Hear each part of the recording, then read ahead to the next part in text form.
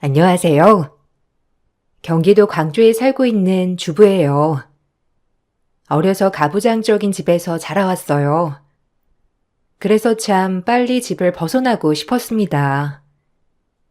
친할머니는 저를 오빠와 차별하였고 늘 생선의 몸통보단 머리 쪽을 주시곤 했어요. 그런 집에서 하루라도 빨리 탈출하고 싶었어요. 그래서 성인이 되자마자 일을 시작해 기숙사로 들어가게 되었죠. 그때가 참 자유분방한 시기였어요. 집안 형편이 좋지 않았기 때문에 버는 족족 집에 보탬이 되어야 했지만 그래도 독립을 해서 살아보니 너무 행복했습니다. 그러다 지금의 남편을 만나 연애를 하고 어느 누구나 그러하듯 자연스럽게 결혼을 하게 되었어요.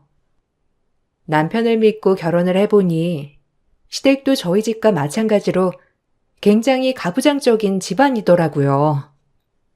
사실 워낙 익숙한 풍경이었지만 그때 당시 참 숨이 막혔어요.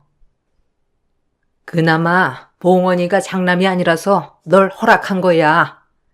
장남이었으면 제대로 된 며느리 얻었을 거다. 알겠니? 우리 집안이 얼마나 명문가인데 고작 공장에서 일하는 널 받아들였겠어? 그러니까 쥐죽은 듯 살아라. 우리 집안은 아주 뼈대 있는 집안이야. 알겠어? 그러게요. 동서될 사람이 누군지 참 궁금했는데 너무나 평범해서 놀랬지 뭐예요. 참 서방님도 알만하다니까요. 걔가 원래 연민이 많아서 그래. 어려서부터 아픈 동물이나 개고양이도 지나치지 못했던 애다. 그러니 오죽했겠니? 에휴. 시댁은 그 동네에서 꽤나 유서 깊은 집안이었어요. 가부장적인 것은 물론이었고 시할아버지, 시아버지, 장남 남편까지 총 3대가 모여 사는 집이었어요. 집이 워낙 크고 각각 별채가 있었기 때문에 시부모님과 그렇게 많이 부딪히는 일은 없었지만 명문가 자제인 형님 대신 제가 이 집안의 대소사를 책임져야 했어요.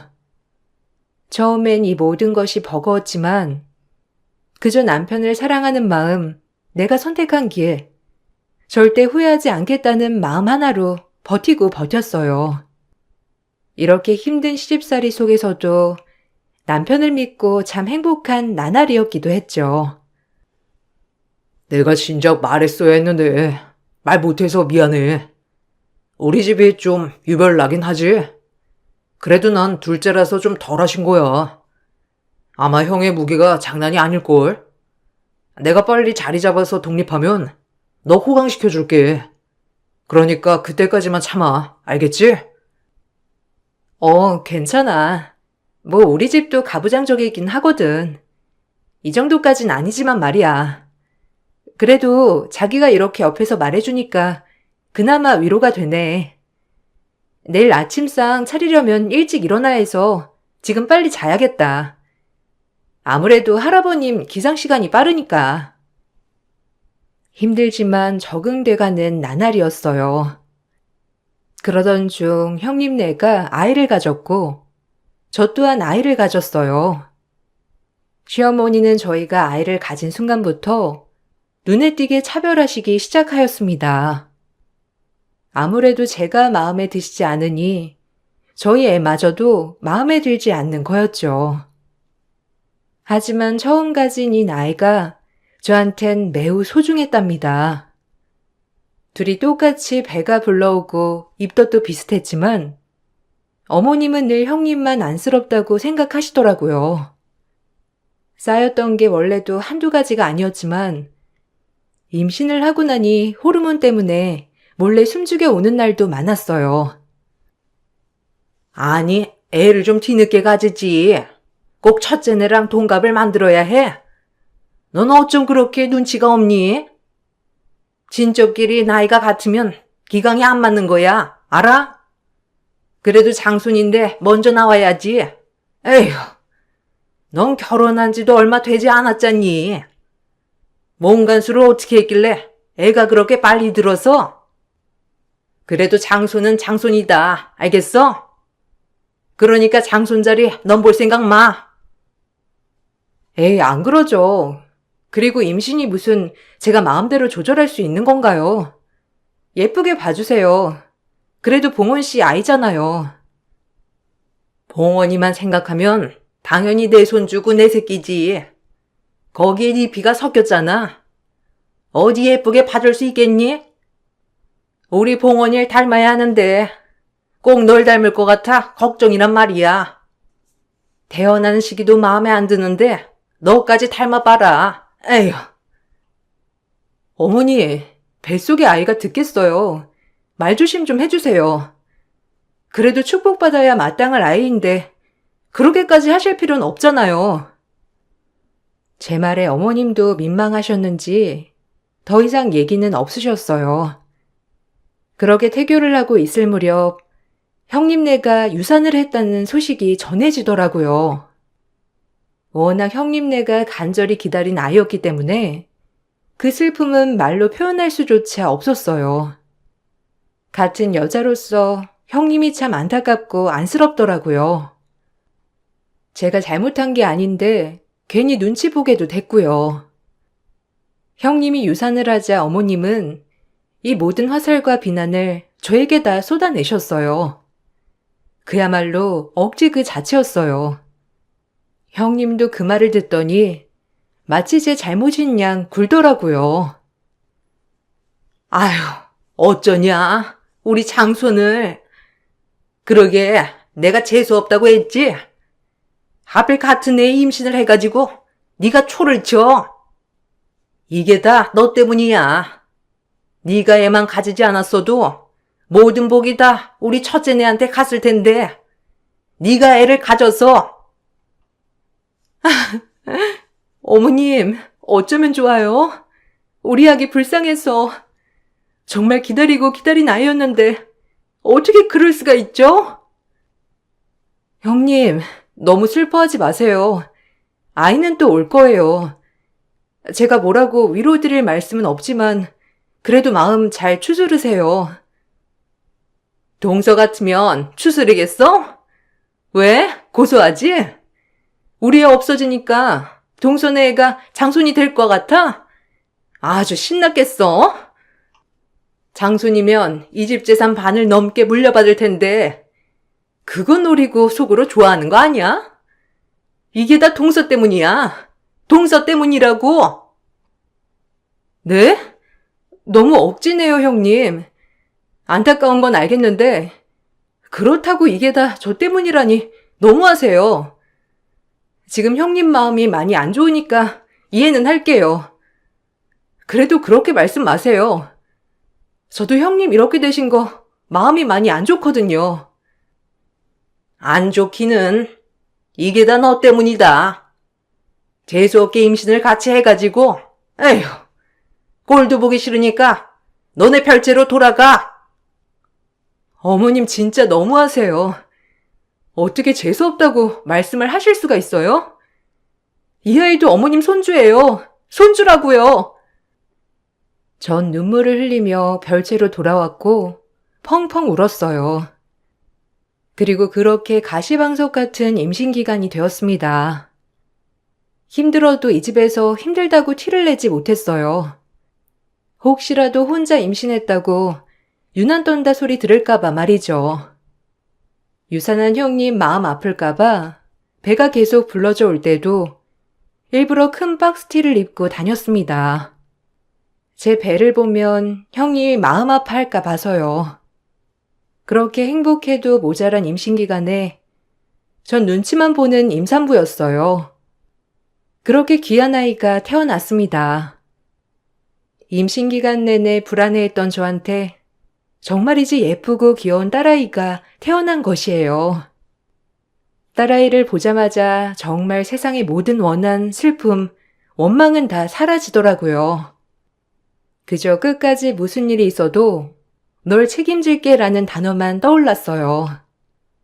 그렇게 저희 아이가 태어났는데 가뜩이나 가부장적인 집안에서 딸이 태어나니 저희 딸은 이 집안에서 귀여움을 받지 못했어요. 그게 뭐든 제 탓인 것만 같아 마음이 참 아프더라고요. 하지만 엄마는 용감하다고 했던가요? 이 집에서 기가 눌려 살던 저였지만 딸아이가 태어나고 딸아이마저 그렇게 키울 수 없어 오히려 시어머니와 형님에게 할 말은 다 하면서 제 딸을 지켜냈어요. 시어머니와 형님도 처음엔 당황했지만 점점 조심하는 게 보이더라고요. 아이가 어느 정도 크고 자기 의사 표현을 할 수 있을 때쯤 저도 많이 달라져 있었답니다. 예전에 제가 아니었어요. 어디 여자애가 저렇게 뛰어다녀? 조신하지 못하게. 예, 쟤 데리고 별채로 가라.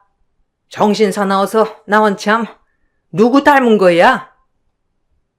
그러게요. 여자애가 여자애답지 않아서 좀 놀랍네요, 어머니. 동서 어렸을 때랑 똑같나? 애가 아주 극성 맞아. 뭐라고요? 무슨 말씀을 그렇게 하세요? 저 나이 때가 다 그렇지. 오히려 가만히 있는 게 이상한 거 아닌가요? 무슨 팔다리 막아놓은 것도 아니고 일단 데려갈게요. 그리고 애는 애다워야죠. 너무 많은 걸 요구하지 마세요. 아셨어요? 뭐야? 아이고, 아주 지딸 얘기하니까 저렇게 눈에 쌍심지를 키고 대드는 것 좀 봐라. 아주 어이가 없네. 너 누가 그렇게 말대꾸 하라고 했어? 이제 본색을 드러내는 거지? 딱 봐도 네 딸 너 닮은 게 분명하다. 봉원이 닮았으면 절대 안 그럴 거야. 말대꾸 한번 제대로 해드릴까요? 저한테 뭐라고 하시는 건 다 참겠는데 제 딸한테 뭐라고 하는 건 절대 못 참아요. 동서, 과하다. 여기 시댁이야. 동서가 함부로 할 수 있는 데가 아니라고. 참 이런 가정교육 하나 제대로 못 받아가지고. 어머님, 괜히 열내지 말고 그만 상대하세요. 뭐 저희가 피해야지 별 수 있나요? 격 떨어져서야 원. 동서, 그러지 마. 알겠어? 시어머니의 말을 무시하고 딸아이를 데리고 집으로 갔습니다. 혹여나 상처받지 않을까, 혹여나 기눌리지 않을까 늘 살피고 살폈어요. 그러던 중 기다리던 형님이 임신을 하게 되었고 그야말로 시댁에 경사가 일어났어요. 시어머니는 기뻐서 춤을 추실 정도였고 시할아버님도 큰 손주 며느리가 임신을 했다고 하니 오히려 제가 임신했을 때보다도 더 기뻐하시더라고요. 저 역시 형님이 임신 때문에 힘들어했던 걸 알아서 그런지 참 축하하는 마음이 있었고요. 그리고 시어머니가 그토록 바라던 아들 손주가 태어났습니다. 아유, 우리 예쁜 장손. 어쩜 이리 잘생겼을꼬? 아주 우리 장남 어릴 때랑 똑같아. 내가 이 꼬물이 보는 맛에 살지, 안 그러냐? 어미, 고생했어. 얼마나 힘들었어. 그동안 마음고생 많이 했지? 이제 두 다리 쭉 뻗고 자라. 아니에요, 어머님. 어머님이 그래도 이것저것 한양도 많이 해주시고 해서 좋은 결과를 얻은 거죠. 감사해요, 어머님. 형님, 축하드려요. 이거 얼마 되지 않지만 그래도 아이 키우는데 보태세요. 그동안 마음고생 많으셨잖아요. 너무 축하해요. 그게 꼴랑 얼마냐? 얼마 안 되는 돈으로 생색 내려거든 치워라. 큰애가 돈 없는 애도 아니고 어디서 돈을 드밀길. 네? 어머님, 너무하세요. 전 그래도 그냥 조카가 태어나서 기쁜 마음에 작은 성의 표시를 한 건데 꼭 그렇게 말씀하셔야 해요? 일단 받을게. 뭐 마음이라고 하니까. 그래도 동서 딸내미 우리 애 좀 클 때까지는 가까이 하지 않게 해줘. 가뜩이나 극성 맞은 앤데 혹시라도 우리 아들 다치게 하거나 할 수 있으니까. 알겠지? 각별히 주의해줘. 엄청 귀한 아이니까. 그래, 얘 말이 맞다. 네 딸내미 당분간 본가 출입 삼가게 해라. 너 유난 떨다가 우리 장손 다치게 할라. 알겠니? 정말 너무하시네요. 우리 유빈이 어디서 주워온 딸인가요? 참, 어떻게 사람이 그럴 수가 있죠? 네, 알겠습니다. 잘 알겠다고요. 저것 봐 저거. 무슨 말만 하면 아주 쌍심지를 키고 대들어대들게. 에휴, 봉원이 얼마나 쥐잡듯이 잡을지 눈에 보인다. 너무 속이 상했어요. 장손 다친다고 본가 출입을 삼가라는 말에 마음이 아팠어요. 어려서 너무 가부장적인 집에서 늘 친오빠와 차별받고 자랐던 저여서 그런지 참 제 딸아이가 저와 오버랩 되면서 안쓰럽기 그지 없더라고요. 그리고 마음을 다잡았어요. 절대 엄마처럼 살게 하지 않겠다고. 넌 네가 하고 싶은 거 당당히 양보하지 않고 모든 걸 이루게 해주겠다고 말이에요. 그렇게 7년이란 시간이 흘렀고 어느덧 저희 딸도 초등학생 고학년이 되었어요. 형님네 아들은 고작 유치원생이었지만요. 그래도 둘이 이제 말도 통한다고 서로 마당에서 놀기도 하고 제 딸이 조카를 곧잘 동생처럼 잘 챙기더라고요. 어른들끼리 사이는 별로지만 그래도 딸아이와 조카가 그렇게 잘 노는 모습을 보니 참 뿌듯하기도 했어요. 하지만 저만 그렇게 생각하는 거였죠. 에그머니나, 얘, 너 혹시 우리 장손한테 무슨 해코지 한 거 아니야? 왜 마당에서 흙 같은 걸 만지고 있어? 지저분하게. 할머니, 아니에요. 도훈이가 씨앗 심어보고 싶다고 해서 알려준 거예요. 왜 저만 혼내요, 맨날 할머니는? 뭐야? 어디서 이게 말대꾸야? 지 엄마 닮아가지고. 도훈아, 들어가자.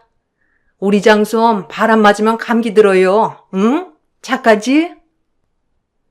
어머님, 지금 뭐 하시는 거예요? 도훈이가 딱 봐도 먼저 나가자고 했고 씨앗 심어보겠다고 한 건데 왜 유빈이한테 그러세요? 이게 어디다 대고 눈을 뿌라려? 도훈이 흙 만지다가 뭐 전염병이라도 걸리면 너네가 책임질 거야? 어디 귀한 손자를 천박하게 흙놀이나 하게 만들어? 하여간 끼리끼리다. 도훈아, 들어가자. 추워서 감기 들어요. 우리 장손. 착하지? 저와 딸아이는 참 어이가 없었습니다. 모든 시어머니는 제 딸과 저를 못마땅히 여기셨어요. 참 사람 미워하는데 장사 없더라고요. 매번 불합리한 걸 알았지만 어쩔 방법은 없었어요. 그나마 남편이 중재해주는 정도였고요. 그렇게 하루하루가 살얼음판이었어요. 그러던 중 시할아버지는 나이가 많이 드셔서 연로해지기 시작했고 병원 신세 지는 일이 참 많이 생겼죠. 집안의 가장 큰 어른이 아프자 집안은 많이 혼란에 빠졌습니다. 일단 모든 재산이 할아버지 앞으로 되어 있었고 이 재산을 나누는 과정에서 시어머니와 모든 어른들이 눈치를 많이 보기 시작했어요. 그놈의 돈 때문에 말이에요. 상대적으로 저와 남편은 그렇게까지 욕심이 많이 없었기 때문에 그저 주어진 것에 감사하자라는 생각만 있었어요. 그리고 그렇게 정신이 없는 와중에 딸아이가 실종이 되는 사건이 발생했어요. 그야말로 제 인생에서 정말 최악의 일이었죠. 학교 끝나고 딸이 집에 오지 않아 걱정이 되어 찾아간 학교에는 빈 교실뿐이었고 그날로 딸아이는 쥐도 새도 모르게 사라진 겁니다. 정말 청천벽력이었어요. 지금 동네에 아무리 찾아봐도 유빈이 없어. 당신 연락 못 받았어? 집에 있는 당신이 더 잘 알 거 아니야. 그냥 매번 학교 끝나고 잘 왔으니까 그날도 그러려니 했지. 여보, 어떡해? 우리 유빈이 어쩌면 좋냐고. 저희는 경찰에 실종 신고와 모든 걸 다 해봤지만 소용은 없었어요. 경찰은 그저 찾고 있다는 말뿐 딱히 소득은 없었습니다. 저희 집 딸이 없어졌는데도 시어머니와 형님은 걱정하는 척만 할 뿐 본인들 일이 아닌 것처럼 행동하더라고요. 전 아침 일찍 나가서 밤늦게까지 온갖 지방과 지역을 돌며 딸을 찾아 나섰습니다. 현수막은 물론 전단지까지 만들어가면서 말이죠. 아니, 어떻게 된 거야? 아휴, 걔가 좀 극성 맞아? 도대체 어디로 새길래 이렇게 안 오는 거야? 지 엄마 속 타는 것도 모르고. 뭐라고요? 이게 극성이랑 무슨 상관이죠? 어머님 말 그렇게 하지 마세요. 우리 유빈이한테 무슨 일 생기면 저 절대 못 살아요. 알아요? 그러니까 함부로 단정 짓지 말라고요. 어떡해요, 우리 유빈이? 2주나 넘었는데도 아무 소식도 없고. 진정해, 동서. 유빈이 잘 있을 거야. 똑 부러지는 애잖아. 아휴, 이게 무슨 일이야? 일단 동서, 몸부터 생각해. 남편과 전 딸아이를 사방팔방 찾으러 다니며 하루 종일 울었습니다. 그저 딸아이에게 못해준 것만 생각이 나면서 죄책감이 들더라고요. 내가 그날 학교에 데리러만 갔어도 이런 일은 없었을 텐데 하면서 말이에요. 너무 속상한 나날이었어요. 그렇게 속절없이 시간은 흘러갔고 정말 피마르는 하루하루였어요. 제 세상만 멈추고 모든 세상은 잘 돌아가더라고요. 전 딸을 잃어버린 그날 모든 게 멈춰버린 것 같은데 야속하게도 세상은 잘만 돌아가더라고요. 남편 또한 지쳤는지 저에게 정신을 차리라며 말하는 날도 있었어요. 그 정도로 전 제정신이 아닌 나날을 보내고 있었습니다. 아마 자식 잃은 부모는 알 거예요. 그만하자. 할 만큼 했어. 안 다닌 데가 없잖아. 비슷한 인상착의라고 하면 다 가보고. 그만해. 나도 속상해. 그러니까 제발. 당신 유빈이 아빠 아니야? 할 만큼 했다고? 아니, 난 1년이든 2년이든 계속 할 거야. 무조건 찾을 때까지 할 거라고. 너도 살아야지. 산 사람은 제대로 살아야 할 거 아니야. 너 이렇게 아무것도 안 하고 유빈이만 찾으러 다니는 거 진짜 아니야. 아니? 나한테 이게 내가 살 수 있는 유일한 방법이야. 당신도 너무한다. 어떻게 그만하라고 할 수가 있어? 다 널 위해서지. 할 만큼 했으니까. 너 더 이상 피폐해지는 꼴 보기 싫어서 그래. 나한텐 너도 소중하다고. 난 유빈이밖에 없어. 내 딸 무조건 찾을 거야. 그러니까 도와주지 않을 거면 나한테 하지 말란 소리 절대 하지 마. 남편에게 이렇게 모질게 얘기를 하고 전 계속 딸아이를 찾으러 다녔어요.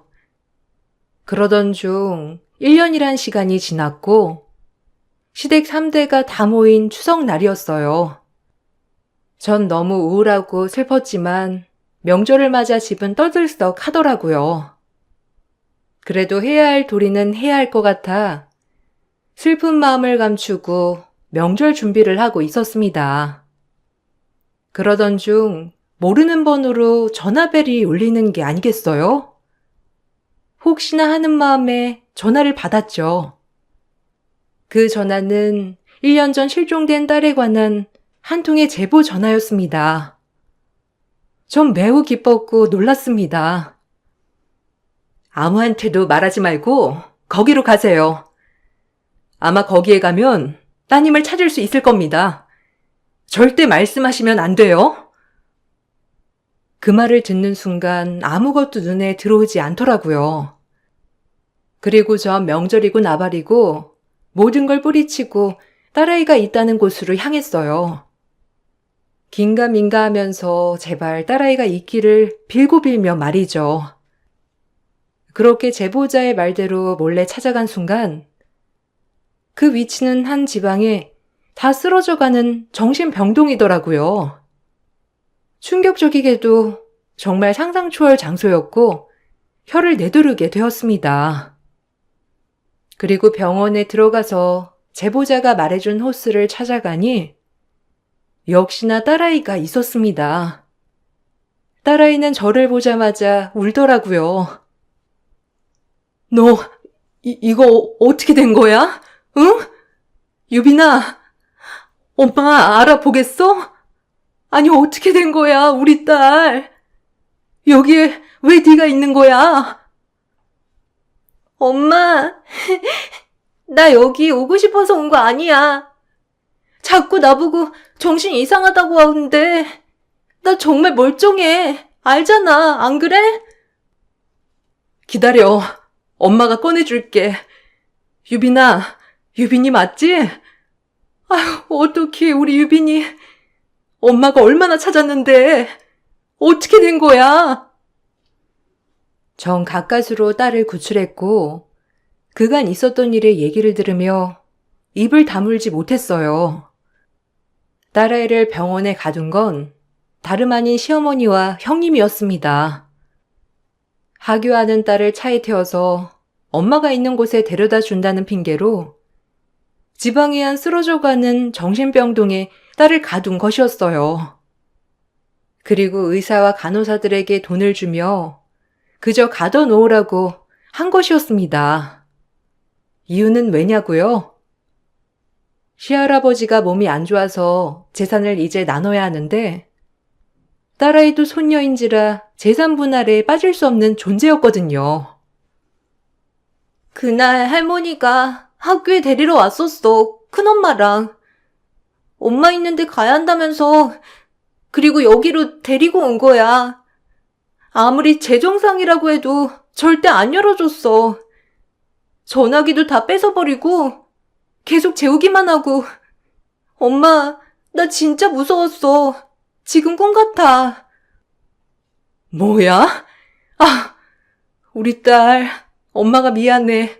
너무 무서웠지? 이제 엄마가 왔으니까 다 해결할게. 걱정 마. 엄마 절대 가만 안 있어.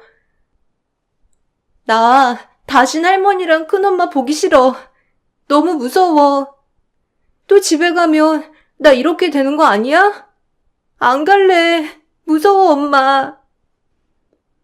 시어머니와 형님은 그 어린애한테 조금이라도 돈을 뺏길 수 없어 그 모진 짓을 했던 거예요. 정말 믿기지 않았고 이성이 마비되는 순간이었습니다. 아싸리 딸아이를 치워버리고 그 재산까지 장손에게 주겠다는 심보로 딸아이를 없앤 거죠. 1년 전의 기억을 똑똑히 하고 있는 딸을 보니 마음이 너무 아프더라고요. 그리고 저에게 제보를 해준 사람은 다름 아닌 여기 병동의 병동 간호사였어요. 그 간호사 언니가 참 힘이 되어줬어. 틈만 나면 엄마 번호 잊어먹지 말라고 말해주고 본인한테 번호 얘기하라고 하고. 그 언니 아니었으면 엄마한테 전화 못했을 거야. 그래도 그 언니가 이상한 약이랑 이런 거는 다 빼서 일부러 주고 그랬어. 아휴, 정말 은인이다. 정말 고마워, 유빈아.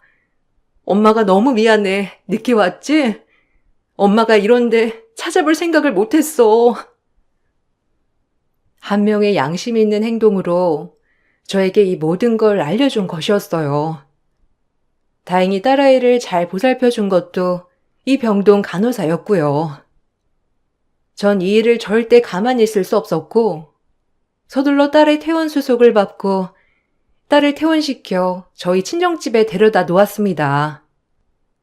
그리고 남편을 따로 불러내어 이 모든 걸 얘기했어요. 남편도 입을 다물지 못했고 저흰 법적으로 모든 걸 해결하기로 했습니다. 너네 엄마가 이런 사람이야, 알아? 돈에 눈이 멀어 손녀딸을 정신병동에 쳐넣는 사람. 나 절대 가만 안 있을 거야. 말도 안 돼. 아무리 엄마가 남아선호 사상이 강하다지만 어떻게 이렇게 충격적인 일을 저지를 수가 있어? 정말이야? 아니, 우리 유빈이는 멀쩡한 거야? 어떡해. 미안해, 여보. 내가 면목이 없다. 일단 일이 이렇게 된 거 나도 가만히 있지 않을 거야.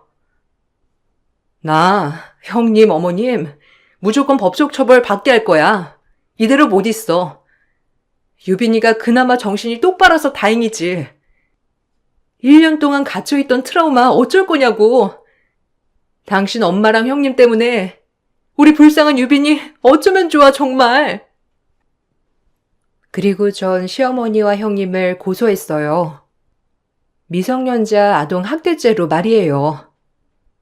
검찰은 병원과 어머님 그리고 형님에 대한 사건으로 수사가 시작되었고, 자연스레 수사가 시작되자 아버님과 시할아버님까지 모든 걸 알게 되었어요. 시할아버지와 아버님은 이번 일을 알고 경악을 금치 못하더라고요. 특히나 몸이 좋지 않은 시할아버지는 꽤나 충격을 받은 모양이었어요. 그리고 병동은 검찰 수사를 받게 되었습니다. 병원장은 저희 시어머니에게 막대한 금품을 받은 대가로 뇌물수수죄로 구속이 되었고, 시어머니와 형님 또한 충격적인 짓을 저지르고 절대 아무렇지 않을 수가 없었어요. 검찰이 옥죄어 왔었거든요. 아니, 지금 어미가 유빈이를 정신병원에 가뒀단 말이야?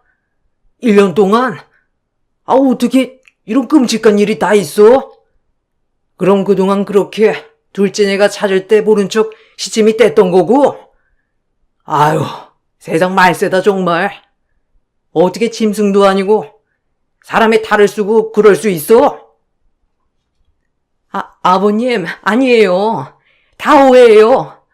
저 불려우가 지금 저희를 엿먹이려고 다 꾸민 일이라고요. 아버님, 저 믿으시죠? 제가 평생 아버님을 이렇게 모셔왔는데 아버님은 제 말을 믿으셔야죠. 안 그런가요? 아버님, 저 아버님 며느리잖아요. 닥쳐라! 돈에 눈이 어두운 건 알고 있었는데 안 봐도 눈에 훤하지. 이제 내가 재산 정리하려고 하니 그래서 가둔 거 아니냐? 그 시어머니의 그 며느리라고 첫째네까지, 아유, 진짜 끔찍하다. 어떻게 우리 집안에 이런 괴물들이 존재하는지, 아유. 죄송합니다, 아버지. 제가 사람을 잘못 봐도 한참을 잘못 봤네요. 정말 죄송해요. 당신 이제 끝이야. 어떻게 봉원이 아이를 가지고 그럴 수가 있어? 당신한테 봉원이는 아들도 아니야? 봉원이가 그렇게 슬퍼했는데 당신 같은 여자 소름 끼쳐. 나한테 뭐라고 하지 마. 당신네 집안 장손 위하는 집 아니었어?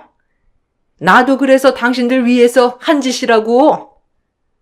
우리 도훈이 재산 저 기집애한테 뺏길까봐 내가 미리 선수를 쳐준 건데 왜 나한테 이렇게 모질게 얘기해? 고마워해야 하는 거 아니야?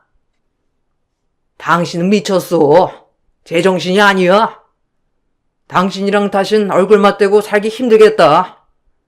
넌 끝이야. 그리고 도훈 엄마, 너도. 시아버지는 그 길로 시어머니에게 이혼 소송을 걸었고, 시어머니는 싹싹 빌었지만 이혼을 당하셨어요. 그리고 형님과 시어머니는 미성년자 아동학대 혐의로 구속영장이 청구되었습니다. 또한 그렇게 바라던 재산은 시할아버지의 의견에 따라 저희 집 둘째네의 절반 이상이 상속되었어요. 아마도 할아버님께서 이 돈이 사단이니 저희에게 다 물려주신 것 같았어요. 본인들이 구속영장을 받은 것보다 본인들의 장손이 물려받을 돈이 확 줄어들자 법정에서 소리소리를 지르더라고요. 삐뚤어진 모정이었죠. 아주버님은 그 모습을 보고 이혼을 결심한 듯 보였어요. 아무래도 저런 엄마에게 아이를 맡겼다간 아이가 사달이 날 것만 같은 모습이었거든요. 그렇게 일이 다 까발려지고 형님과 시어머니는 그야말로 만신창이가 되었답니다. 벌을 받은 거죠. 아니, 아버님, 어떻게 여자애한테 그렇게 많은 걸 물려줘요? 우리 도훈이가 장손인데 장손이 다 물려받아도 모자를 파네. 어떻게 그걸 둘째네한테 다 주냐고요? 아버님 노방난 거 아니에요? 내가 왜 그랬는데? 아니, 할아버님, 우리 도훈이가 장손이잖아요. 진짜 머리가 어떻게 되신 거 아니에요? 어떻게 그 돈을 유빈이네를. 저희가 장손이라고요. 명망 있는 유서 깊은 집안에 어떻게 이렇게 재산 분할을 개판으로 할 수가 있죠? 닥쳐라. 너흰 이제 우리 집에 들어올 생각도 마. 도훈이도 볼 생각 말고 평생 깜빵에서 반성하고 후회하며 살아. 알겠어? 당신도 끝이야. 나 진짜 살 떨려서 못 살겠다. 이해하려고 해도 이해가 안 돼. 그냥 이혼하자, 우리도. 도훈이는 절대 못 볼 줄 알아. 나쁜 것들. 초등학생밖에 안 된 여자애한테 그깟 재산 하나 안 주려고 그렇게를 정신병원에 가더나? 기가 막혀. 명망 있고 유서 깊은 집안? 웃기지 마. 천박하고 천박해. 알아? 어떻게 같이 자식 키우는 입장에서 이렇게 파렴치한 짓을. 엄마랑 형수 다신 보고 싶지 않아요. 진짜. 어떻게 집안 꼴이 이렇게 돌아갈 수가. 내가 유빈 엄마를 볼 낯이 없어요. 그렇게 이 충격적인 사건은 어머님과 형님의 구속행과 시아버지의 이혼, 그리고 아주버님도 교도소에 있는 형님에게 이혼을 요구하였죠. 또한 할아버지의 재산 절반이 저희 앞으로 기속이 되며 마무리되었어요. 이 돈으로 딸의 아픔을 치료할 순 없겠지만 딸은 그 후로 상담 치료를 다니고 저희 세 식구 분가를 해서 점점 밝아지는 모습을 보였답니다. 미안하다. 진작 이렇게 했어야 했는데 앞으로는 절대 너랑 유빈이 슬프게 하는 일 없을 거야. 그러니까 한 번만 더 믿어줘. 엄마, 아빠, 우리 이제 절대 떨어지지 말자. 알겠지? 나 진짜 엄마, 아빠 말 잘 들을 거야. 다신 안 헤어질 거야. 그래. 우리 세 식구 이제 헤어지지 말고 행복하게 살자. 엄마가 더 잘할게. 여보, 그렇게 말해줘서 고마워. 아니야. 생각해보면 내가 제일 죄인이지. 반성하게 된다. 그동안 내가 어떤 아빠였는지. 이제 무조건 너네 지켜줄게. 걱정 마. 우리 세 식구만을 위해서 살 거야. 그러니까 나 믿어줘. 우리 잘 살아보자, 유빈아. 그리고 여보, 고맙고 또 고마워. 그 이후 계속해서 시아버지는 그저 저희 보기 미안하다며 매번 미안하다고 사과만 하셨고요. 두 여자의 돈 욕심에 모든 걸 잃은 결과물이 된 것이죠. 아주버님은 그 후로 좋은 분을 만나 재혼을 했어요. 도훈이가 친자식은 아니지만 새 형님 되시는 분이 참 살뜰히 키워주시더라고요. 오히려 그런 가정에서 자라는 것이 조카에게도 좋은 환경이겠다고 생각했어요. 그 후 시할아버지는 돌아가셨습니다. 마지막에 며느리와 손자 며느리의 악행을 보고 더욱 충격을 받으셨지만 그래도 본인이 살아있을 때 재산을 나눠줄 수 있음에 좋았다고 마지막 말만 남기시고 돌아가셨어요. 지금은 시간이 많이 흘러 정말 잊고 지내고 싶은 일이지만 아무래도 너무 충격적이다 보니 이렇게 생각이 나긴 하네요. 딸아이에게 큰 충격이 있던 만큼 계속해서 보살피고 잘하려고 신경을 쓴답니다. 그래서 그런지 딸은 정말 밝게만 자라주더라고요. 아무래도 딸도 마음 한편 상처를 안고 살아가긴 하겠죠. 그때 이후로 그냥 지금 내 옆에 딸이 있음에 감사하고 사소한 거에도 감사하는 삶을 살게 되었어요. 행복 별거 없더라고요. 그저 내가 사랑하는 딸, 남편, 이렇게 세 식구 건강하고 행복하다면 말이죠. 여러분들도 작은 거에도 소소한 행복을 만끽할 수 있었으면 좋겠어요. 이만 글을 마치겠습니다. 감사합니다. 안녕하세요. 저는 경기도 성남 단대 오거리에 살고 있는 40대 초반 여자입니다. 매년 어김없이 찾아오는 명절이 이번에도 코앞으로 다가오게 되자 작년 추석 때 겪었던 일들이 떠올라 사연을 신청하게 되었습니다. 2년 가까이 되는 시간이 지났지만 이 문제로 꼬리를 물고 해결되지 않은 문제가 하나 생겼어요. 시댁 집안에 문제가 생긴 건 동서가 저를 대하는 잘못된 행동들이 불화를 만들었고 점점 상황이 커지게 되자 참고 있던 시부가 결국 폭발을 하게 되었죠. 지금부터 제가 어떤 일을 겪게 되었는지 여러분들께 이야기를 풀어보도록 할게요. 저는 결혼 10년 차였지만 동서는 결혼한 지 1년밖에 안 된 신혼부부였어요. 저와 5살 차이가 나는데 동서 집안은 상당한 재력을 가지고 있어요. 남들이 말하는 금수저였죠. 반대로 저는 평범한 집안이었지만 그래도 부족함 없이 살아왔었습니다. 시댁 집안 또한 동서처럼 엄청난 부를 소유한 건 아니지만 중산층 정도는 될 것 같습니다. 동서 집안에선 당연히 시동생을 사위로 받아주지 않았어요.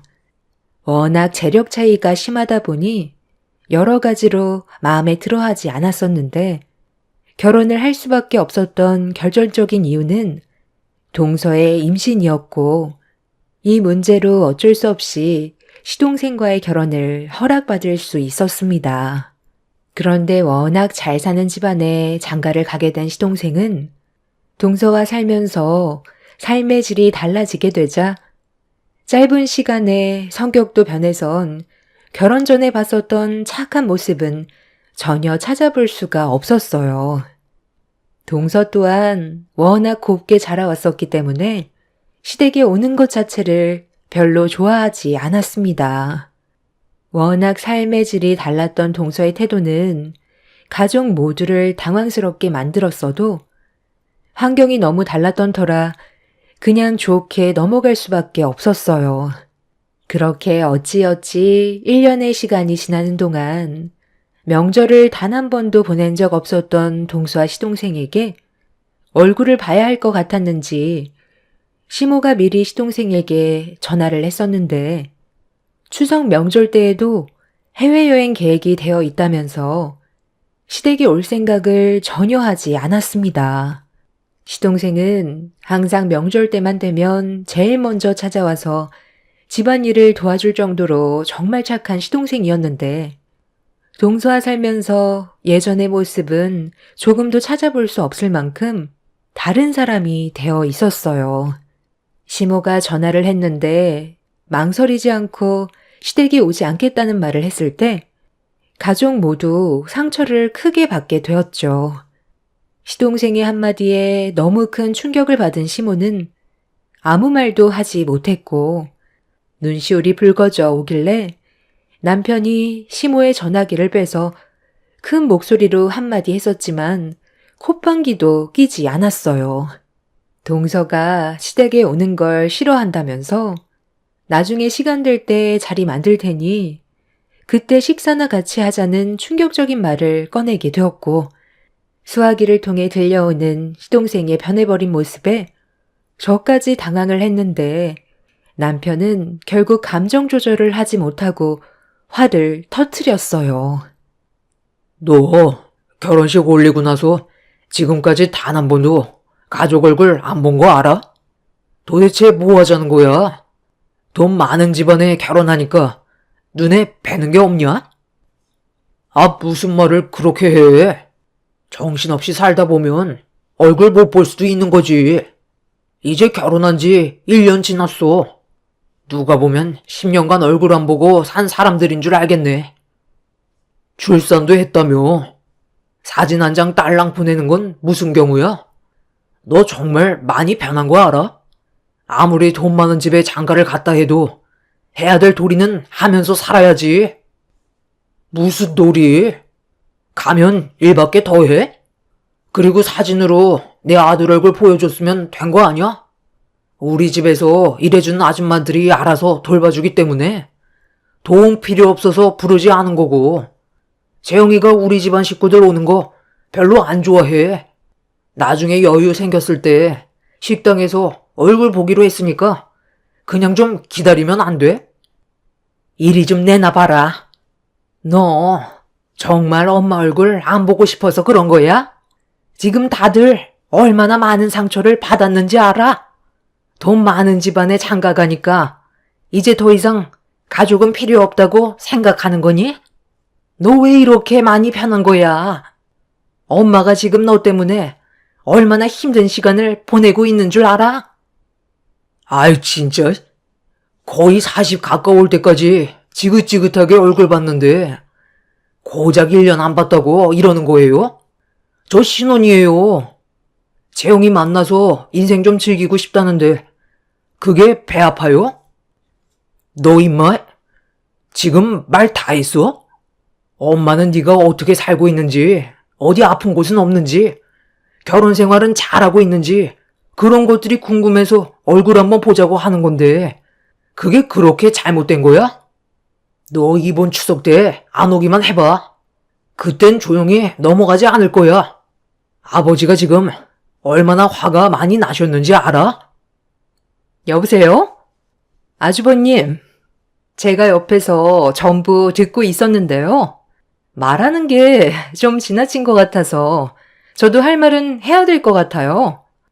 때 되면 꼭 얼굴 봐야 되는 거예요? 결혼해서 새 살림 차렸으면 하고 싶은 대로 하면서 살게 놔두면 되는 거지. 언제까지 이 사람을 어린애 취급할 건데요? 제발 다들 적당히 좀 하세요. 한두 살 먹은 나이도 아니고 알아서 앞가림 할 거고 잊을만 할 때 얼굴 보여줄 테니까 제발 그만 좀 하라고요. 이런 영양가 없는 대화가 얼마나 시간이 아까운 줄 알아요? 저는 시간이 돈인 사람이라고요. 하루가 부족할 정도로 바쁘게 살고 있는데 쓸데없는 곳에 시간을 낭비하면서 살고 싶지 않아요. 동서가 갑자기 튀어나와서 불만들을 털어놓고 끊어버리자 가족들 모두 할 말을 잃어 통화가 끊어진 핸드폰만 멍하니 바라보고 있었어요. 다들 당황해서 어떻게 해야 할지 몰라 서로 바라만 보고 있었습니다. 시동생과 대화하고 있는데 동서가 갑자기 튀어나올 거라곤 누구도 예상하지 못했거든요. 그런데 옆에서 모든 통화를 듣고 있던 시부가 시동생과 동서에게 화가 많이 났는지 평생 얼굴 보고 싶지 않다면서 다시는 연락 같은 거 하지 말라며 분노하셨습니다. 동서와 결혼 이후 180도 변해버린 시동생의 전혀 다른 모습에 실망을 너무 많이 했었던 가족들은 더 이상 어떠한 연락도 하지 않았어요. 그날 이후 가족들은 정신적으로 많이 힘들었는지 예전과 다르게 분위기가 처져 있었고 시동생에게 연락이 올 거라는 기대조차 하지 않고 지냈었는데 명절 당일 가족 모두 모여 있는데 상당히 비싸 보이는 고가의 외제 차량 한 대가 대문 앞에 주차하더니 동서와 시동생이 차에서 내리고 있었습니다. 며칠 전까지만 해도 오지 않겠다며 전화통화로 난리를 쳐놓고 아무렇지도 않게 마당으로 걸어오고 있는 시동생 내외를 보고 있는데 반갑거나 좋은 시선으로 바라볼 수는 없었어요. 아휴, 이게 집이야? 툭 치면 무너질 것처럼 낡아 빠진 이런 집에서 어떻게 살았대? 오늘이 마지막인 거 알지? 다시는 여기 올 일 없을 거야. 집안 관리가 전혀 안 되어 있잖아. 이런 곳에 찐득이도 많을 텐데. 나 물리는 건 아니겠지? 당신이랑 결혼하겠다고 인사드렸을 때 식당에서 얼굴 보길 정말 잘했지. 해외여행 일정 하루 미룬 거니까 당신이 하고 싶은 말 확실하게 전달하고 관계 정리해. 집안도 보나봐나 엄청 더러울 것 같은데. 시골집이 다 그렇지 뭐. 몇 시간만 참아. 용건만 간단히 하고 가기로 했잖아. 이렇게 해야 나도 미련 없이 떠날 수 있지 않겠어? 사는 게 왜 이렇게 피곤한지. 찝찝해서 두 다리 뻗고 잠을 못 자겠더라. 아버지, 어머니, 저 왔어요. 정말 오래간만이죠? 한 1년 만인데 크게 달라진 건 없네요. 연락도 없이 갑자기 찾아와서 놀랐어요. 하도 얼굴 좀 보자고 그래서 잠깐 짬 내서 왔어요. 얼마 있지 못하니까 용건만 간단히 할게요. 일단 마당에서 대화하는 것보단 들어가는 게 좋겠죠? 가족 모두 할 말을 잃어버려 시동생 내외를 멍하니 바라만 보고 있었는데 동서는 명절 음식을 만들기 위해 준비하고 있는 저희들을 내려다보면서 인사는 하지 않고 시동생을 따라 집 안으로 먼저 들어갔습니다. 시부는 오늘 잘 걸렸다며 가만두지 않겠다고 양팔 소매를 걷어 올리는데 시모는 흥분한 시부를 진정시키면서 일단 무슨 말을 하려는지 드러나 보자고 집으로 서둘러 들어갔어요. 그리고 뒤이어 아무 말 없이 시모의 뒤를 따르자 시부도 화를 억누르며 집으로 들어갔습니다.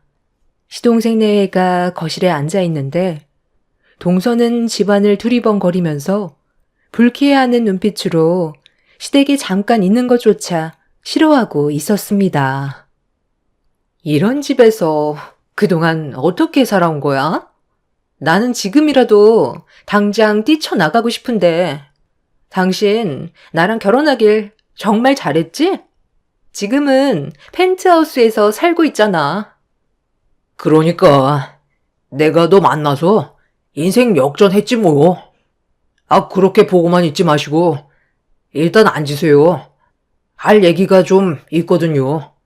연락도 없이 찾아와서 많이 놀라셨어요? 갑자기 일정이 좀 바뀌는 바람에 그 시간 어떻게 활용할까 생각하다가 저번에 통화한 것도 생각나고 오늘이 명절이라서 잠깐 할 말이 좀 있어서 갑자기 찾아왔어요. 일단 이것부터 받으세요. 아, 별거 아니에요. 용돈이나 하시라고 좀 챙겨 넣었으니까 그걸로 그동안 못하셨던 거 하세요. 여행도 좀 다니시고요. 이제 농사일 같은 거 그만해도 되잖아요. 지겹지도 않으세요? 아니면 이 낡아빠진 집 처분하고 시내로 들어오시던지 하면 되겠네요. 잘 지내고 있는 얼굴 봤으니까 이제 됐죠? 너 지금 뭐 하자는 거야? 혼자 멋대로 찾아와서 돈봉투 올려놓으면 끝인 거야? 도대체 1년 동안 뭘 어떻게 살아왔길래 이렇게까지 변한 거야? 원래 사람은 환경에 맞게 변화되게끔 만들어진 거 아니에요? 저에게 주어진 삶에 최선을 다하며 사는 건데 그게 뭐가 문제라는 거예요? 저번에도 똑같은 말씀 하시던데 저 예전에 제가 아니에요. 지금 걸치고 있는 것만 봐도 모르겠어요? 완전히 다른 사람으로 살아가고 있다고요. 그리고 결혼을 했으면 현재의 가정에 충실하면 되는 거지. 하루가 모자랄 정도로 시간이 부족한데 꼭 얼굴 봐야 돼요? 서로 잘 살고 있는 것만 확인하면 되는 거지. 이 먼 시골 깡촌까지 들어와야 하냐고요. 전화 통화하는 것조차 저에게는 아까운 시간이기 때문에 그렇게 낭비하고 싶지 않았을 뿐이에요. 저희 신혼이에요. 한창 즐겁게 보낼 시간에 전화해서 언제 얼굴 볼 수 있냐고 계속 보채시면 제 기분이 어떻겠어요? 당연히 좋은 말이 나올 수가 없겠죠. 아마 오늘이 마지막일 거예요. 다시는 이 집구석에 오지 않을 테니까 보고 싶었던 얼굴 보여드렸으니 실컷 보세요. 온 김에 그래도 엄마가 해준 명절 음식 한 숟갈은 뜨고 가야 하지 않겠어요? 용돈으로 2억 넣어드렸는데 그 정도는 해줄 수 있잖아요. 그래도 엄마 음식 솜씨 하나는 비싼 레스토랑에서 먹는 음식 따라갈 수는 없더라고요. 형수님, 저희 엄마 음식 만드는 거 좀 잘 도와주세요. 뭐야? 그건 계획에 없었던 일이잖아. 여기에서 지금 밥을 먹겠다고? 내가 이런 분위기 속에서 음식이 입으로 넘어가겠어? 볼일 끝났으면 그만 일어나면 안 되는 거야? 그래, 볼일 끝났으면 이제 그만 일어나라. 나도 더 이상 너희들 얼굴 보고 싶지 않다. 그리고 이 돈 도로 가져가라. 우리 집안이 거지 집안도 아니고 이딴 돈 구걸하려고 전화한 줄 알아? 내 눈앞에서 썩 꺼져라. 앞으로 네가 어떻게 살던 절대 신경 안 쓸 테니까 2번 다시 연락하지 말거라. 시모가 자리에서 일어나자 시부는 거실 테이블에 올려져 있던 돈 봉투를 주워들어 시동생의 얼굴에 던져버렸어요. 시동생은 어이가 없다는 표정을 지어 보이면서 시부를 노려보고 있었습니다. 처음 보는 시동생의 달라진 모습은 저희 가족에게 엄청난 상처로 돌아왔고 저 또한 동서내외가 서둘러 나가주길 원하고 있었죠. 그런데 방으로 들어가려던 시모가 몸을 돌리더니 여기까지 왔는데 그냥 돌려보내는 건 예의가 아니라면서 동서 보고 자리에서 일어나라고 하더니 목소리를 높여 주방으로 불렀습니다. 동서는 귀찮다는 얼굴로 툴툴거리면서 자리에서 일어나 주방으로 향하길래 혹시라도 무슨 일이 생기게 될까봐 저도 주방으로 따라 들어갔어요. 네가 우리 집안의 며느리로 들어왔다면 기본적으로 해야 될 도리는 하는 게 맞는 거다. 며느리가 됐으면 당연히 명절 음식 정도는 해봐야 되지 않겠어? 네? 저보고 지금 이 좁아터진 주방에서 전을 부치라고요? 지금까지 살면서 제 손으로 음식 만들어 본 적 단 한 번도 없는데요? 저 그냥 집으로 돌아갈게요. 어딜 돌아가? 돌아오는 건 마음대로 들어왔겠지만 나가는 건 내 허락 없이 절대 안 된다. 머리채 뜯기고 싶지 않으면 시키는 대로 해라. 알겠니? 시모는 동서에게 앞치마를 던지더니 뒤집개를 강제로 손에 쥐어줬어요. 그리곤 저에게 전 부치는 방법 좀 알려주라면서 주방에서 나가셨는데 혈압이 많이 오르셨는지 휘청거리시며 방으로 들어가셨습니다. 동서는 화가 잔뜩 올라온 얼굴로 흥분을 가라앉히지 못했고 시동생이 뭐 하는 거냐고 소리를 지르자 남편과 시부가 더 큰 목소리로 시동생에게 화를 냈어요. 분위기가 점점 심각해지고 있는데도 동서는 눈치 없이 상황 파악을 전혀 하지 못하고 시선이 거실로 향한 저에게 발로 제 다리를 툭툭 치더니 갑자기 어이없는 말을 꺼냈고 그 말을 듣게 된 저는 할 말을 잃어버려 동서를 멍하니 바라만 보고 있었습니다. 형님, 내가 왜 이런 대우를 왜 도대체 받아야 되는 거예요? 용돈으로 2억이나 지어줬으면 떠받들어야 되는 게 당연한 거잖아요. 나보고 지금 전을 부치라는 게 말이 돼요? 그 애한테 듣기론 형님 월세 산다면서요? 한 달에 60만 원씩 매달 나간다고 들었는데 나 대신 전 붙여주면 지금 이 자리에서 월세 60만 원 바로 싸드릴게. 그러니 형님이 나 대신 전 좀 붙여요. 맨날 하던 짓일 텐데 괜찮은 조건 아닌가? 그냥 시원하게 100만 원으로 맞춰줄 테니 명절 한상 제대로 좀 차려봐요. 이왕 온 김에 나도 그이가 먹고 싶다던 명절 음식 얼마나 맛있는지 젓가락 좀 올려보게요. 그럼 그렇게 알고 나는 잠깐 차에 좀 들어가 있어도 되는 거죠? 집이 하나도 관리가 안 되어 있어서 당장이라도 무너질 것 같아 너무 무섭거든요. 그럼 부탁 좀 할 테니까 서둘러 준비해 주세요. 우리가 시간이 많지 않아서요. 듣자 하니까 아주 개념 없는 며느리가 우리 집안으로 들어왔구먼. 처음에는 상당히 격식 있어 보이고 배운 사람 같아서 내 아들과 결혼을 허락했는데 완전 밑바닥부터 다시 배워야 될 정도로 인성교육이 빵점이네. 너는 도대체 저런 골빈 여자가 뭐가 좋다고 쫓아다녀서 결혼까지 한 거야? 배울 점이라곤 하나도 없는데 돈 좀 있는 집안에 혹해서 인생을 망치냐? 너희들이 얼마나 오래 갈 것 같은데? 돈 많은 집안들일수록 사람 알길 우습게 한다는데 너라고 다를 것 같아? 네가 우리 집안에 며느리로 들어왔으면 당연히 해야 될 일인데 그걸 지금 누구한테 시키는 거야? 얘가 누군지 알고 건방지게 니년이 우리 큰며느리한테 전을 붙이라고 명령을 해? 너는 절대 할 수 없는 일을 우리 큰며느리는 내 큰아들을 위해 한 채의 망설임도 없이 간을 떼고 줬다고. 돈이 중요한 게 아니라 사람의 마음이 중요한 거야. 돈이면 단 줄 알아? 니년이 전부 다 해라. 오늘 주방에 있는 음식 다 만들지 못하면 집 밖으로 절대 나가지 못하니까 그런 줄 알아? 남편과 10년의 결혼 생활을 하는 동안 시부가 이성을 잃을 만큼 분노하는 모습은 처음 봤어요. 5년 전쯤에 남편이 강경화로 상당히 힘든 시기를 보낸 적이 있었는데 그때 제가 신체 일부분을 떼어 남편에게 준 적이 있었어요. 그런 선택을 하지 않았다면 남편은 아마 더 힘든 상황이 되었을 테고 제 곁을 떠났을지도 모르죠.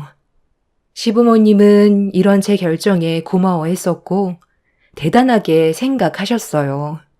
어찌 보면 피 한 방울 섞이지 않은 남인데 부부의 연을 맺었다는 이유 하나로 남편한테 간을 내어준다는 게 쉬운 건 아니잖아요.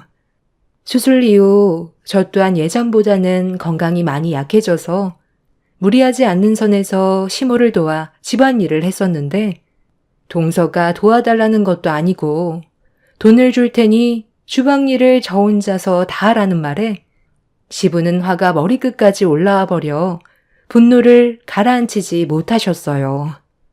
동서는 시부의 기에 눌려 어쩔 줄 몰라 하고 있었고 시동생은 동서한테 뭐라고 한마디 했다고 시부에게 온갖 막말을 퍼부었습니다. 결국 남편이 시동생의 얼굴에 주먹을 날렸고 시동생 또한 남편을 향해 주먹을 올렸습니다. 순식간에 아수라장이 되어버리자 방에 들어가 있던 시모는 시동생 내외한테 소리치며 다시는 어떠한 연락도 하지 말라고 밖으로 쫓아내 버렸어요. 시동생은 자신을 밖으로 밀고 있던 시모를 옆으로 강하게 밀치더니 거실 테이블에 올려져 있던 돈봉투를 다시 주워들더니 더러운 집구석 다시는 오고 싶지 않다면서 바닥에 침을 뱉은 뒤 동서를 데리고 집 밖으로 나가 버렸습니다. 시동생에게 밀쳐져 옆으로 넘어진 시모는 오열을 했고 순식간에 벌어진 상황들에 정신적인 충격이 상당했는지 시부와 남편도 그 자리에 주저앉아 넋이 나간 얼굴을 하고 있었어요. 그렇게 한바탕 난리가 난 이후 시동생 내외에게는 일절 연락 한 통이 없었어요. 그런데 해가 지나 다음 설 명절에 저희 가족들끼리 조용하게 지내고 있었는데 갑작스러운 전화 한 통이 엄청난 충격을 가져오게 되는 일이 있었습니다. 난리를 치고 떠난 시동생이 동서와 잘 먹고 잘 사는 줄 알았는데 그와 전혀 반대되는 삶에 놓였다는 걸 알 수 있었어요. 시동생의 건강에 적신호가 켜졌고 도움을 요청한 시동생의 한마디에 시부는 조금의 망설임도 없이 전화를 끊어버렸습니다. 절대로 도와줄 일 없을 거라고 말은 그렇게 하셨지만 눈동자는 현재의 상황이 상당히 혼란스럽다는 걸 보여주고 있었습니다. 시동생은 충격적이게도 신장암으로 이미 심각해질 정도까지 문제가 커진 상태였어요. 서둘러 기증을 받지 않는다면 돌이킬 수 없을 정도로 안 좋은 몸 상태를 가지고 있었습니다. 알고 보니 신장이 90% 이상 망가질 때까지는 통증이 나타나지 않아 건강상 알아차리기가 힘들다는 걸 알 수 있었습니다. 두 개의 신장 모두 암으로 인해 새 기능을 잃은 상태에서 급하게 항암 치료를 시작하게 되었다는 말을 듣게 되었죠. 불과 몇 달 전까지만 해도 저희 가족들에게 대들며 소리치던 시동생이 신장암으로 항암 치료를 받고 있다는 소식을 접하게 됐을 땐 너무 큰 충격이었어요. 그런데 더 큰 문제는 여기에서 끝나지 않았습니다. 시동생이 병에 걸리게 되자 동서 집안에서는 사기 결혼이라고 시동생에게 이혼 소송을 진행했어요. 결혼한 지 얼마 되지 않아 벌어진 일이기 때문에 동서 집안에서도 난리가 난 상태였습니다. 이혼을 무르기 위해선 서둘러 신장을 이식받는 방법밖에는 없는데 동서의 집안에서는 금전적인 도움을 일절 주고 싶지 않다면서 등을 돌려버렸고 이 문제로 인해 시동생이 시부에게 도와달라고 전화를 했던 거였습니다. 시부모님은 그래도 자식이라고 시동생의 건강 상태가 어떤지 확인해 보기 위해 병원을 찾아갔는데 저희가 보게 된 시동생의 모습은 상상 이상으로 심각해 보였어요. 가족들과 등을 돌렸으면 잘 살 것이지. 왜 이런 곳에서 누워 있는 거야? 떵떵거리며 보란 듯이 잘 먹고 잘 살아야 될 거 아니야? 너는 엄마 아빠 보기 안 부끄럽니? 제가 두 분께 무슨 말을 할 수가 있겠어요. 못난 아들 철없이 굴어서 정말 죄송합니다. 그저 돈 걱정 없이 사는 삶이 너무 행복했었어요. 돈에 취해 기본적으로 당연히 해야 될 것들도 하고 싶지가 않았어요. 그래서 두 분의 말에 귀를 닫아버린 것 같아요. 이제 와서 생각해보니 제 자신이 너무 한심해요. 아, 때마침 오셨네. 어떻게 얼굴 보고 얘기해야 되나 고민이 많았었는데 전부 다 한자리에 모였으니까 본론만 얘기할게요. 저 이 사람과 이혼 도장 찍었어요. 지금도 진짜 화가 많이 나지만 그래도 제가 사랑했던 사람이고 잠깐 같이 살면서 정도 많이 들었기 때문에 조용히 넘어가 주는 거니까 저한테 감사해야 될 거예요. 저희 부모님이 저 사람 상대로 소송 걸겠다고 했을 때 저도 그렇게 하고 싶었지만 저희 둘 사이에서 태어난 아이 때문에 최대한 좋게 해결 보려 했던 것 뿐이에요. 저기요, 이제 들어오셔도 돼요. 아줌마, 저분한테 아이 건네주세요. 곰곰이 생각해 봤는데요. 아이가 있으면 제가 새 출발하는데 문제가 생기잖아요? 어머님, 손자 얼굴 처음 보죠? 그리고 이거 받으세요. 앞으로 아이 키우면서 들어갈 양육비 넣어드렸어요. 그 정도면 그래도 많이 드렸다고 생각해요. 나머지는 어머님 가족분들이 알아서 하셔야죠. 저 혼자 짊어질 수는 없잖아요? 그냥 깔끔하게 손 털고 싶어서 그런 거니까 서로 조용히 처리하자고요. 소송 안 한 것만도 감사하게 생각하세요. 저희 부모님이 지금 화가 머리끝까지 올라오셨다고요. 저 인간이 글쎄 저한테 뭐라고 한 줄 알아요? 도와달래요. 살 수 있게 해달라는데 그 말이 뭐겠어요? 제 신장을 떼어달라는 말이잖아요. 이식받지 않는다면 오래 살아갈 수 없다던데요? 이식자 대기도 많아서 차례 기다리다 세상 떠날 수 있다던데. 문제는 이식을 해준다 해도 몸에 이미 전이가 되어 있으면 하나마나인데 왜 제 몸 아파가면서까지 신장을 나눠줄 수는 없죠. 괜히 일 크게 만들지 말고 조용히 정리하자고요. 저희 부모님 잘못 건들면 어머님 집안 뼈도 못 추리는 거 알고 있죠? 돈이면 뭐든 할 수 있는 세상인데 저희 부모님 심기 불편하게 만들었다가 틀어지기라도 한다면 상당히 골치 아파질 거예요. 제가 그 아이를 어머님한테 건네드린 이유도 저희 부모님이 고아원에 보낸다는 거 겨우 말려서 데리고 온 거예요. 이번만큼은 눈치껏 행동하셨으면 좋겠어요. 그래야 뒤탈이 없거든요. 그럼 저는 할 말 다 했으니 그만 돌아가 볼게요. 가족분들 중에 신장 이식해줄 사람이 있을까 몰라? 당신이 그 난리를 치고 떠났는데 자기 신체를 떼어줄 사람이 과연 있을까? 시모는 손주를 품에 안은 채 병실 밖으로 나가는 동서를 덜덜 떨면서 바라만 보고 있었어요. 저희 가족 모두 상황 파악을 하기 위해 머릿속 정리를 해야 될 필요가 있었습니다.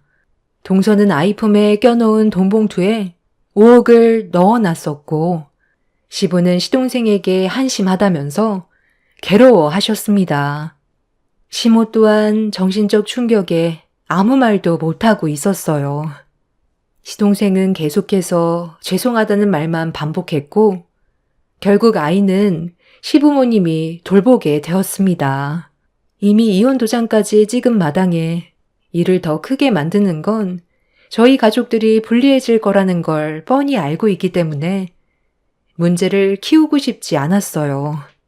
시부모님은 그래도 자식이라고 시동생을 살리기 위해 치료에 필요한 건 적극적으로 도와주셨지만 시동생의 건강은 시간이 지날수록 점점 악화가 되어가고 있었습니다.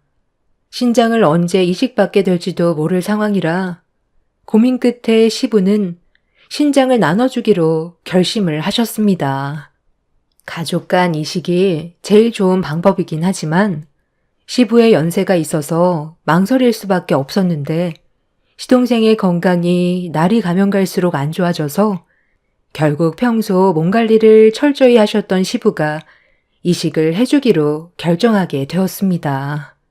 가족 모두 걱정을 하고 있지만 치료가 무사히 잘 끝나길 간절히 바라고 있습니다. 이번 추석이 지나면 바로 수술에 들어가게 될 텐데 모두가 무사히 성공적으로 잘 해결됐으면 좋겠어요.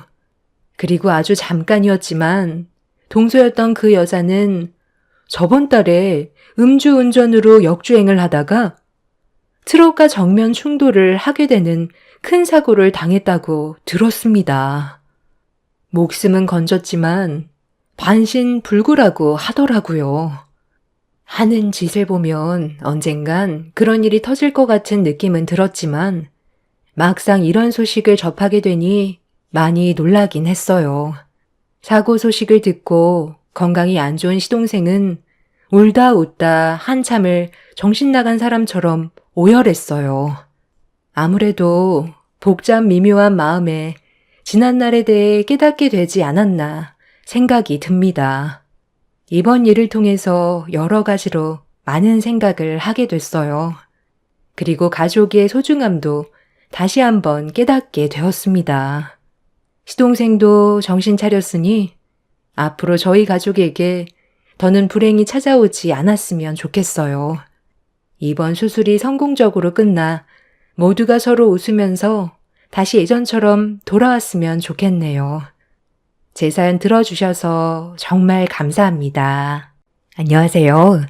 저는 40대 중반 여자입니다. 곧 추석이 다가오다 보니 재작년 추석 때 있었던 일들이 떠올라 사연을 신청하게 되었습니다. 이번 추석 때도 저희 가족들끼리 시간을 보내기로 벌써 결정한 상태인데 시모한테 전화가 왔어요. 그동안 연락 한 번 없다가 명절이 가까워 오니 혼자 지내는 게 싫으셨는지 남편 보고 추석 때 오면 안 되겠냐고 설득을 했지만 이미 저희가 받은 마음의 상처를 잊어버리기에는 너무 충격적인 일들을 겪어서 전혀 만나고 싶지 않은데 며칠 뒤에 저희 집에 직접 오겠다는 말을 갑자기 꺼내셨어요. 나이가 먹을수록 자식들이 그리워진다더니 그 말이 맞는 것 같더라고요. 그러니 있을 때 잘해야 되는데 시모의 잘못된 생각과 행동들이 만든 결과인 만큼 혼자서 감당해야 된다고 생각합니다. 그래서 남편은 시모에게 오지 말라고 강하게 얘기했어요.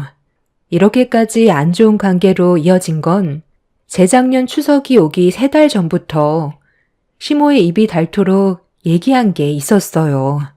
바로 명절 선물을 기대하고 계셨죠. 매번 명절 때를 손꼽아 기다리던 시모는 몇 달 전부터 일상생활에 지장을 줄 정도로 사람을 들들 볶았어요.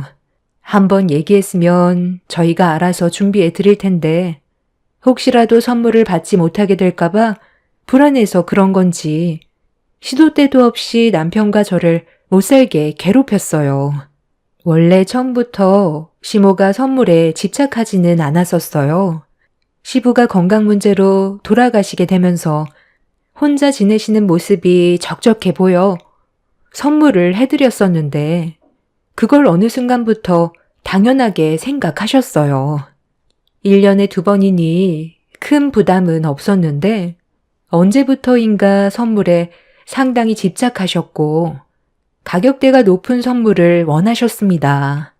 좋은 게 좋은 거라고 그래도 최대한 맞춰드리려 했었는데 시모의 도가 지나친 요구는 저희 사정을 생각하지 않고 계속 보채셨어요.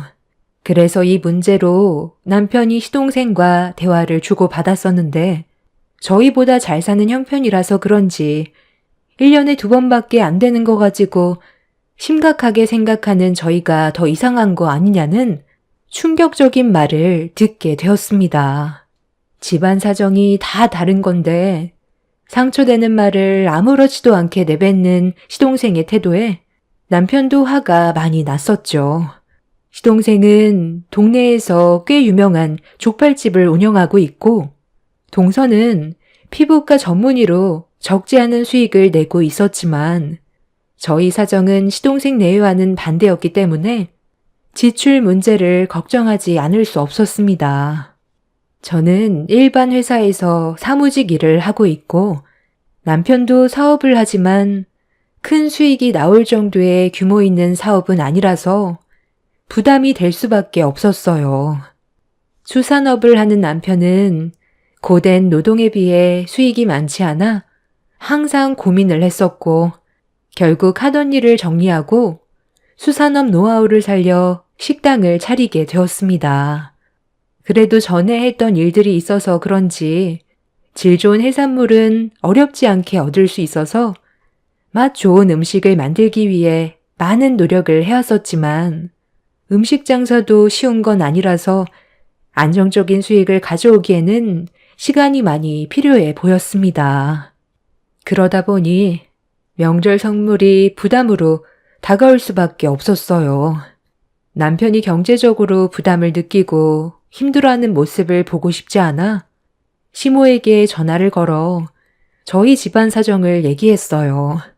그런데 제가 예상했던 거와 다른 답변을 듣게 되었습니다. 명절 얼마나 남았다고?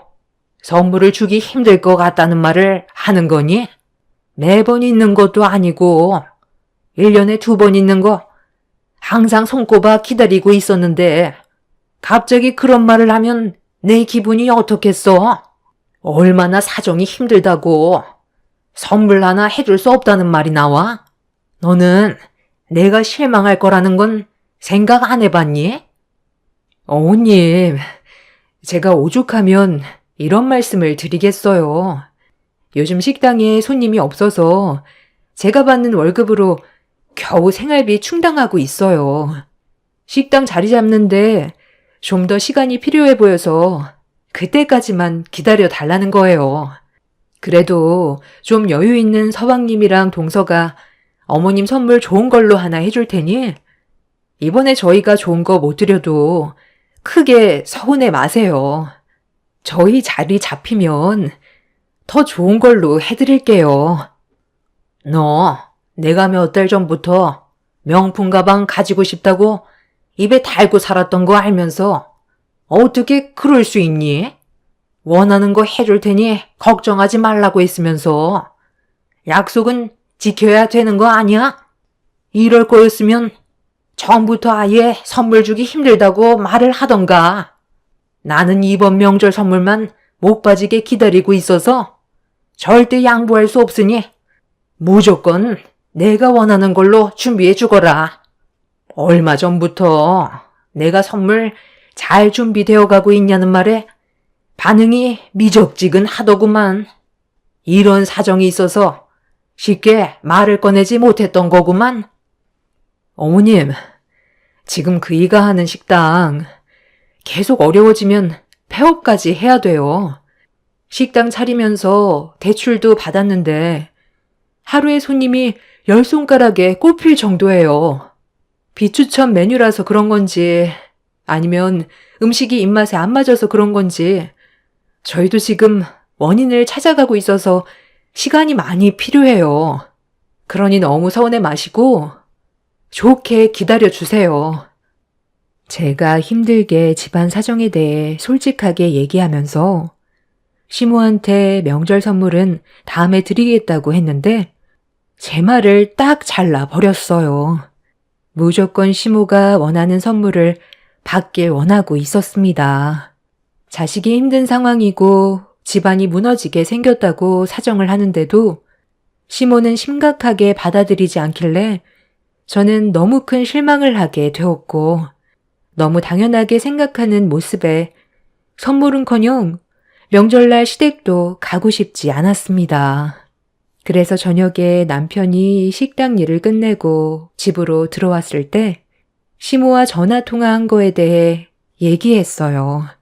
남편도 상황이 어려워진 만큼 명절 선물은 힘들 것 같으니 나중에 남편이 따로 전화해서 추가적으로 상황 설명을 해주겠다며 대화를 풀어나가고 있었는데 남편의 핸드폰에 시모의 전화번호가 떴어요.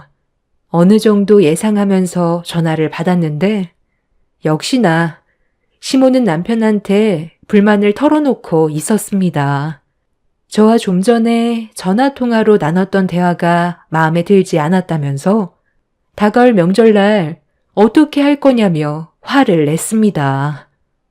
내가 맨날 바라는 것도 아니고 명절날 너희들이 주는 선물로 그동안 너희 아버지의 세상 떠난 거 위로받을 수 있는 시간들이라 그래도 어느 정도 기대하고 있었는데 상황이 힘들다고 엄마까지 배제시키는 건 너무한 거 아니니? 내가 그동안 너를 어떻게 키웠는데 그깟 선물 하나 때문에 엄마의 마음을 후벼 파야겠어? 엄마, 그게 아니잖아요. 대충 설명 들었겠지만 지금 정말 힘들어요. 아들이 폐업하게 생겼다는데 엄마는 저보다 선물이 더 중요해요?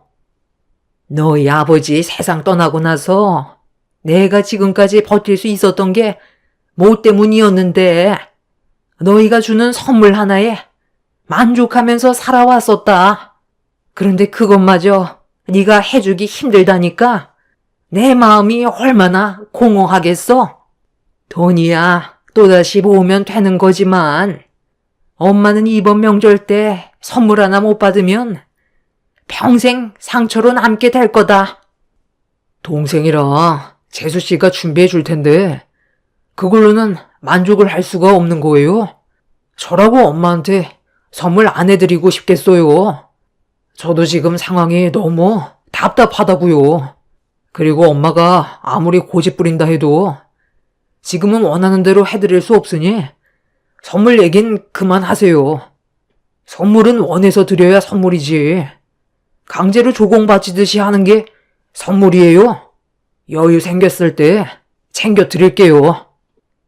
시모는 남편의 단호한 말에 노발대발하면서 흥분을 가라앉히지 못했어요. 남편은 더 이상 듣고 싶지 않았는지 전화를 끊어버렸고 핸드폰에 불이 날 정도로 시모는 쉬지 않고 전화를 걸었어요. 각자 생각하는 불만들이 화를 불러오게 되자 저희 부부는 더 이상 시모를 상대하고 싶지 않아 핸드폰 전원을 꺼버렸어요. 시모도 화가 많이 났는지 더 이상 연락이 오지 않았고 한동안 조용히 지내고 있었는데 이번엔 동서에게 전화가 왔어요. 시모가 동서한테 저희 욕을 한 것 같더라고요. 형님, 요즘 사정이 많이 힘들다면서요? 어머님이 저한테까지 전화해선 난리도 아니었어요. 1시간 동안 핸드폰만 붙잡고 있었다니까요. 지금 상황이 많이 안 좋으면 제가 어떻게 금전적으로 도움 좀 줄까요? 어머님이 형님네가 지금 길바닥에 주저앉을 정도로 안 좋아서 명절 선물 하나 해줄 수 없을 만큼 심각하다던데 그 정도면 그냥 우리한테 손 벌리는 게 좋지 않겠어요? 얼마 정도 필요한 거예요? 대출도 받았는데 아주버님 식당이 안 되니까 얼마나 답답하겠어요. 숨은 쉴 수 있을 만큼 도와줄 여건은 되니 필요한 금액만 얘기하세요. 가족 좋다는 게 뭐겠어요. 서로 힘들 때 도와주는 게 가족이잖아요. 동서, 걱정해 주는 건 정말 고마운데 돈까지 빌릴 정도로 지금 집안 사정이 아주 안 좋은 건 아니야. 나도 일을 하고 있어서 최대한 버틸 때까지 버텨보려고. 그럼 이렇게 하는 게 어때요? 일단 어머님 기분 풀어드려야 하잖아요. 어머님이 저러시는 거 선물 때문에 그런 거니까 제가 선물 하나 따로 준비해서 형님한테 줄게요. 그걸로 명절날 선물이라고 주면 될 것 같아요. 그래야 조용해지지. 안 그럼 명절 때도 어머님 성격상 계속 불만만 꺼내실걸요? 오래간만에 가족 모두 모이는 날 서로 얼굴 붉히는 건 좀 그렇잖아요. 부담 갖지 말고 내가 형님한테 선물 주면 그걸 어머님한테 드리세요. 돈은 나중에 줘도 되니까 부담 갖지 말고요. 형님도 알겠지만 지금 어머님 엄청 노여워하시는 거 잘 알고 있죠? 명절날 조용히 넘어가는 걸 원하면 내 말대로 따라주는 게 좋을 거예요. 그럼 그렇게 알고 있을 테니 걱정 말고 명절날 봐요. 나 지금 환자분 들어와서 상담해야 되거든요. 전화 못 받으니까 명절날 얼굴 보면서 얘기해요. 평소에 연락 한번 주고받지 않았던 동서가 갑자기 저를 도와주겠다면서 혼자 일방적으로 얘기한 뒤 전화를 끊어버려 많이 당황스러웠어요. 사실 동서와 저는 사이가 별로 좋지 않거든요. 가진 게 많다는 이유로 얼굴만 마주보면 저희 집안을 무시하기 일쑤였죠. 그래서 최대한 서로 엮이지 않으려 했는데 동서도 제가 거리를 둔다는 걸 느끼고 있었는지 명절날 얼굴 보는 거 외엔 개인적으로 연락을 주고받지는 않았습니다. 그렇게 꽤 오랜 시간 안 좋은 감정 가지고 지내왔었는데 갑자기 도와주겠다며 친하게 접근하는 동서의 행동이 의심하지 않을 수가 없었어요. 평소에 저와 사이가 좋았다면 이런 생각은 하지 않았겠지만 너무 다른 반대의 모습을 보여줘서 어떻게 받아들여야 할지 몰라 고민이 되었죠. 아무리 집안의 사정이 힘들어도 동서에게 손을 벌리는 건 아닌 것 같아 일이 바쁜지 전화를 받지 않아서 문자로 동서의 제안을 거절했어요. 동서는 제 문자를 읽었는지 알겠다는 한마디를 끝으로 더 이상의 대화는 없었습니다. 그리고 다시는 안 왔으면 했던 추석 명절이 다가왔고 남편과 저는 무거운 마음으로 어쩔 수 없이 시댁으로 향했지만 시모가 어떤 반응을 보이게 될지 이미 알고 있었기 때문에 싫은 말 듣게 될까봐 가는 동안에도 걱정이 많았습니다. 남편도 한 성격 하는지라 어떠한 문제로 안 좋은 감정을 터뜨리게 된다면 걷잡을 수 없을 정도로 사태가 심각해지거든요. 저는 그런 일만 없길 간절히 바라고 있었는데 시댁에 발을 들이자마자 남편을 본 시모가 뭐하러 왔냐면서 꼴도 보기 싫다고 상처되는 말들을 거침없이 뱉었어요. 남편은 그런 시모의 모습에 당황한 듯 할 말을 잃어 현관문 앞에 서 있는데 뒤에서 동서내외도 막 도착해선 목소리를 높이는 시모에게 말을 붙였습니다. 그리곤 시모 보고 들으라는 것처럼 제가 반대했던 시모의 선물을 건네주면서 중요한 선물 현관문 앞에 놨다가 잃어버리면 어떡하냐고 마치 제 것인 것처럼 밑밥을 깔고 있었습니다. 동서의 행동에 남편과 저는 당황했고 시모는 저희가 선물을 사왔다는 말을 듣고는 갑자기 태도가 180도 바뀌었습니다. 동서는 아무렇지도 않은 척 먼저 집으로 들어갔어요. 저와 남편은 동서가 무슨 생각을 가지고 있는지 알 수 없는 상태에서 일단 건네준 선물을 제가 가지고 있었습니다. 시모는 저와 동서가 들고 있는 포장된 선물 상자를 보더니 기분이 들떠서는 밥부터 먹자면서 급하게 주방으로 들어갔어요. 동서, 내가 이런 거 필요 없다고 했었잖아. 우리한테는 동서의 호의가 부담으로 다가온다고. 그리고 지금 당장 돈을 줄 수 있는 상황이 아니란 것도 알잖아. 아, 별거 아니니까 돈 안 줘도 돼요. 저는 그냥 안 좋은 분위기 만들어지는 걸 보고 싶지 않아서 했던 행동일 뿐이니 그냥 어머님 저렇게 들떠 계시는데 장단 맞춰주세요. 선물 상자 안에 있는 물건이 뭔데?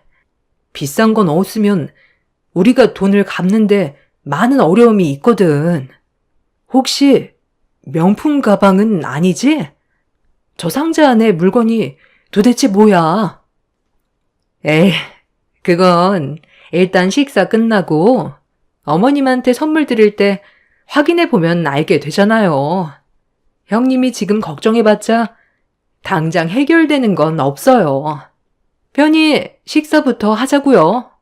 이 정도까지 했으면 눈치껏 알아들을 수 있잖아요. 애들 배고프다고 난리니까 일단 밥부터 먹자니까요. 형님이 이럴수록 더 티난다는 거 몰라요? 일방적으로 행동한 동서 때문에 제 심기가 불편해졌던 저는 각자 생각하는 금액대가 다른데 저희 집안 사정보다 더 큰 가격대의 물건이 들어있을까봐 그게 걱정이었어요. 그래서 물어본 거였는데 동서는 귀찮다는 듯 주방으로 들어갔습니다. 남편은 일단 상황을 지켜보자면서 주방으로 들어갔고 저 또한 남편의 뒤를 따르게 되었죠. 그렇게 모두 한자리에 모여 식사를 이어나갔지만 좀 전까지만 해도 난리를 치던 시모의 모습은 어디 가고 전혀 다른 모습을 보게 된 터라 저는 차마 웃고 즐길 심정은 아니었어요. 그렇게 어색한 분위기 속에서 가족들 모두 거실에 앉아 시모가 깎아준 과일을 먹으며 대화하고 있었는데 시모가 기대하고 있는 선물을 보고 싶다는 말에 동서가 먼저 시모에게 선물을 내밀자 기다렸다는 듯 동서가 건네준 선물을 낚아채 급히 확인을 하고 있었습니다. 포장된 선물 상자에서 나온 건 다름 아닌 명품 가방이었어요. 고가의 루이비통 가방이 선물 상자에서 나오는 순간 시모는 입을 다물지 못했고 상당히 기뻐하고 있었어요. 시모는 한층 업된 기분으로 제 옆에 있던 선물 상자를 빨리 달라면서 손을 내밀길래 제가 준비한 것도 아니지만 제가 준비한 것처럼 시모에게 건네주었습니다. 시모는 상자 안에 뭐가 들어있는지 많이 궁금했었는지 급하게 포장지를 뜯고 있었어요. 그리고 안에 있던 물건을 꺼내 들어 올리는 순간 저희 부부는 시모가 들고 있던 가방을 뚫어지게 쳐다봤어요. 시모는 순간적으로 정색을 하면서 동서가 들고 있던 가방과 나란히 거실 테이블에 올려놓았습니다. 아니, 지금 이게 어떻게 된 상황이니? 왜 너희들이 준비한 선물이 똑같은 거야? 명품 가방을 원하기는 했지만 둘이 겹칠 거라곤 전혀 생각하지 못했는데 이렇게 되면 하나는 환불을 할 수밖에 없겠는데? 그런데 가만히 있어 보자.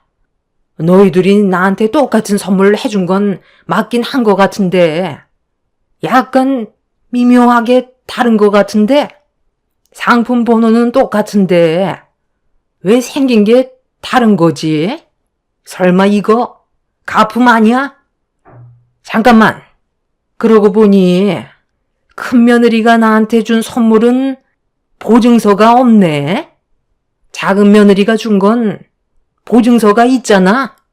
큰 며느리 네가 얘기 좀 해봐라. 이거 어디서 산 거야? 백화점에서 산 거 아니지? 설마 나 속이려고 길거리 시장에서 구매한 거니? 어머, 요즘 이 상품이 유행이라곤 하던데 벌써부터 가품이 돌아다닐 줄 전혀 몰랐어요. 정말 자세하게 안 보면 어떤 게 진짜이고 가짜인지 구분하기 힘들겠어요. 뭘 구분하기 힘들어? 나는 딱 알겠는데 달려있는 것들부터가 싸구려 티가 팍팍 나잖아. 얘, 너 지금 나한테 일부러 이런 짓을 꾸민 거지? 내가 하도 명절 선물로 난리를 치니까 명절 때 얼굴 보기 껄끄러워서 어쩔 수 없이 시장에서 몇만 원으로 구매할 수 있는 가방 하나 포장해 온 거 맞지? 이딴 쓰레기 가방을 지금 나한테 걸치려 했던 거야? 어머님, 그게요. 지금 약간 오해가 있는 것 같은데 제가 다 설명드릴게요. 얼마 전에 동서와 잠깐 전화 통화를 한 적이 있었어요. 그런데 그때 동서가 형님, 지금 저한테 탓을 돌리려는 거예요? 사람이 어떻게 그래요? 내가 이런 말까진 안 하려 했는데. 어머님, 형님이 저한테 전화해선 뭐라고 한 줄 아세요? 돈 좀 빌려달래요. 가진 게 하나도 없는데 어머님이 선물 타령한다고 지긋지긋해 죽겠다면서 명절날 또 얼굴 붉히게 될 것 같아 걱정이라면서 어머님이 이 세상에서 차라리 사라졌으면 좋겠다고 했어요. 제가 그 말을 들었을 때 얼마나 놀라고 기분이 안 좋았는 줄 아세요? 선물 그거 하나 때문에 가족들끼리 얼굴 붉히면서 살아야겠냐고? 저한테 전화해선 어머님 험담하는데 그때 제 기분이 정말 말이 아니었다니까요. 형님이라서 표현도 못하고 제가 할 수 있는 말이 네네 밖에 없었어요. 그러니까 지금 나 바보 취급했다는 거잖아. 내 앞에서는 엄청 힘들다고 죽는 소리 하더니만 뒤에서 나를 험담해? 큰 며느리가 돼가지고 작은 애한테 본이 되는 모습을 보여주기는커녕 나를 인간 쓰레기로 몰아가? 너 그렇게 안 봤는데 아주 못돼 처먹었구나? 감히 내 앞에서 너 같은 수준의 가품을 뒤밀어? 시모는 제 말을 조금도 들으려 하지 않고 그 자리에서 가방을 마구마구 찢어 버렸어요. 남편도 시모의 행동에 많이 놀랐는지 뭐 하는 짓이냐고 화를 냈지만 이미 시모는 제정신이 아닌 듯 했어요. 그렇게 사정없이 찢어버린 가방을 제 얼굴에 던져버리면서 평생 지울 수 없는 막말을 쏟아냈어요. 남편과 저는 이런 분위기에 더는 함께 있고 싶지 않아 자리에서 일어났습니다. 그리고 동서가 한 행동들은 잘못된 거라며 집안 분열을 일으킨 거에 대해 조용히 넘어가지 않을 거라고 화를 냈는데 그 순간 시모가 자리에서 벌떡 일어나더니 어른이 앞에 있는데 동서한테 화를 냈다고 제 머리채를 잡았습니다. 갑작스런 상황에 너무 놀라 비명을 질렀고 남편은 소리치며 뜯어 말렸지만 시모는 그동안 저에 대한 불만이 많았었는지 머리를 잡고 있던 손을 놓지 않았어요. 이런 광경을 자리에 앉아서 지켜보던 시동생은 저를 보며 눈치도 없다면서 동서가 준비해 준 것만도 감사하게 생각해야 되는 거라며 가진 게 없는 식구들과 함께 사는 게 너무 피곤하다며 이번 기회에 그동안 시모가 쌓였던 거 전부 풀어버리라면서 시모를 더 난리치게 부추겼어요. 남편은 온 힘을 다해 시모를 강하게 밀쳐버렸고 뒤로 넘어진 시모는 다시 자리에서 일어나 저를 노려보고 있는데 그 순간 방문을 열며 밖으로 나온 동서의 아들이 울먹이며 밖으로 나왔어요. 그리고 제 옆으로 다가오더니 바닥에 찢어져 있던 가방을 주워 들었습니다.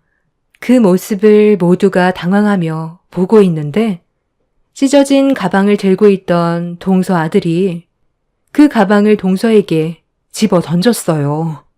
그리곤 이어서 충격적인 말을 꺼냈습니다.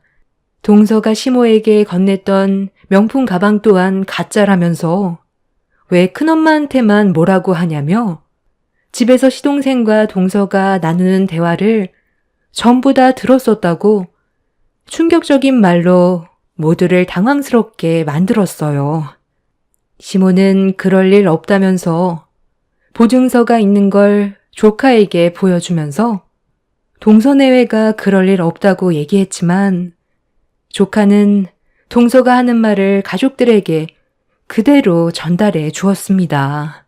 저에게 건네주었던 선물은 가품 중에서도 최하급이었고 동서가 시모에게 주었던 가방은 가품 중에서도 최상급으로 보증서까지 비슷하게 만든 제품이었습니다. 그리고 지금까지 시모에게 선물해줬던 모든 물건들이 전부 진품이 아닌 가품이었다는 걸 조카가 전부 털어놓으면서 큰엄마한테만 왜 뭐라 하냐고 집이 떠나가라 호통을 치기 시작했어요. 싸우는 거 보고 싶지 않다면서 눈물을 흘리고 있길래 저는 조카를 진정시켜 주었습니다. 시모는 그 자리에서 털썩 주저앉았고 동서는 말까지 더듬더니 횡설수설하고 있었는데 분노한 시모가 테이블 위에 올려져 있던 가방을 들어 냅다 던져버렸고 그동안 속고 살았다는 거에 엄청난 배신감을 느끼게 되었는지 다 필요 없다면서 전부 다 나가라고 소리를 질렀습니다. 시모가 분노하는 모습을 보게 된 시동생은 자리에서 벌떡 일어나더니 결국 이런 상황까지 오게 될 줄 알았다면서 동서에게 분노했고 시동생 내외는 그 자리에서 서로 언성을 높이면서 싸우기 시작했어요. 시동생은 벌만큼 벌고 있기 때문에 제대로 된 선물을 해주고 싶어 했지만 동서가 그걸 원하지 않았습니다. 늙은이가 무슨 명품이냐고 막말까지 섞어가면서 저보다 더 큰 불만을 가지고 있었어요. 정작 본인도 명품 하나 제대로 걸치지도 못하는데 힘들게 돈 벌어 모아 시모에게 갖다 바치는 선물들이 아깝다면서 이런 삶을 사는 거에 대해 불만을 털어놓고 있었습니다. 시동생과 동서는 걷잡을 수 없이 상처되는 말들을 주고받았고, 시모는 그동안 받았던 선물들을 밖으로 가지고 나와 전부 다 쓰레기통에 집어넣었어요. 저희는 그래도 선물 하나 해줬을 때 직접 백화점 가서 신중하게 골라 선물을 드렸었는데, 동서는 처음부터 끝까지 전부 다 가품만 선물해주고 있었습니다. 이 문제로 동서 내외는 지속적인 부부싸움이 있었고, 그걸 옆에서 조카가 전부 다 지켜보고 있었는지 시댁에 와서도 또 이 문제로 싸우게 되자 저희가 몰랐던 사실을 전부 다 털어놓게 된 거였어요. 상황이 급격하게 안 좋아지자 남편은 중간에서 그만하라고 소리를 지르며 동서내외를 밖으로 내쫓아 버렸어요. 시모는 자식 새끼 키워봤자 아무 소용 없다면서 땅을 치며 오열을 했고, 저희 부부 또한 그 모습을 보면서도 너무 많은 실망을 했던 터라 그날 집으로 돌아오게 되었죠. 동서내외는 명절날 이후 서로의 생각 차이 때문에 이혼까지 가게 되는 일이 생겨버렸습니다. 그리고 시동생은 지긋지긋한 집구석과 더는 엮이고 싶지 않다면서 시모는 장남인 저희 남편이 돌봐드리는 게 맞지 않냐며 다시는 연락하고 지내지 말자고 이사를 가버렸어요. 저희도 시모의 얼굴을 보고 싶지 않아 연락하지 않았고, 시모 또한 저희한테도 연락하지 않은 채 지내고 있었습니다. 그렇게 서로 등을 돌린 채 지내고 있었는데, 저희 가족에게 뜻하지 않았던 기회가 갑자기 찾아왔어요. 정말 힘들었던 시간들을 전부 보상이라도 받는 듯 남편의 생선가게 백반집이 퀄리티가 좋다고 느꼈는지 백화점에 입점할 수 있는 기회가 생겼습니다. 몇 명의 사람들이 식사를 하고 간 적이 있었는데 그 손님들이 백화점 직원들이었다는 걸 뒤늦게 알게 됐고, 남편은 이 기회를 놓치고 싶지 않아 제안을 받아들이게 되었죠. 그리고 예전과는 다르게 저희 집안 사정은 하루하루가 다르게 정말 좋아졌어요. 그런데 백화점에 입점했다는 소문이 시모의 귀에까지 들어가게 되자 잘 나간다는 소식에 연락 한 통 없었던 시모가 갑자기 전화가 왔어요. 예전의 일들을 사과도 할 겸 얼굴 한번 보자고 했었지만 저와 남편은 단호하게 거절을 했습니다. 그동안 남편을 온갖 무시하던 시모가 남편이 잘 나가게 되자 또다시 접근하려는 모습이 너무 꼴보기가 싫었어요. 그래서 저는 딱 한마디 했었죠. 누굴 건드린 줄 아냐며 열심히 노력하는 사람에게는 무조건 기회가 찾아오게 되어 있다면서 시모가 함부로 오라가라 할 사람이 이제 아니라고 더는 연락하지 말라고 했어요. 그날 이후 몇 번 더 연락이 왔었지만 핸드폰 번호까지 전부 바꿔버렸습니다. 그렇게 각자의 삶을 살면서 지내고 있었는데 이번에는 시모가 직접 찾아오겠다는 말을 하네요. 저희는 당연히 싫다고 했어요. 그 이유는 동서와 이혼한 시동생의 가게에 문제가 생긴 것도 있었습니다.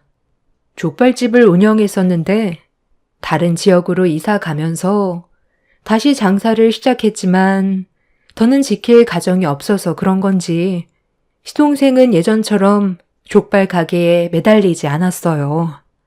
그리고 결국 폐업을 하게 되었죠. 그래서 남편과 같이 일을 하면 어떻겠냐고 부탁을 했지만 받아주지 않았습니다. 껄끄러운 상황 자체를 만들고 싶어 하지 않았어요. 욕심이 한도 끝도 없으면 그 끝은 나락이라는 걸 이번 일을 통해 느꼈으면 좋겠어요. 저희 부부는 정말 열심히 살아왔었고 노력 끝에 좋은 결과를 얻게 되었습니다. 또다시 시모와 엮이고 싶지 않아요. 저희 가정은 지금 이대로가 행복하거든요. 시모는 연세가 들수록 등 돌린 자식들이 그립고 지난 날이 후회가 되겠죠.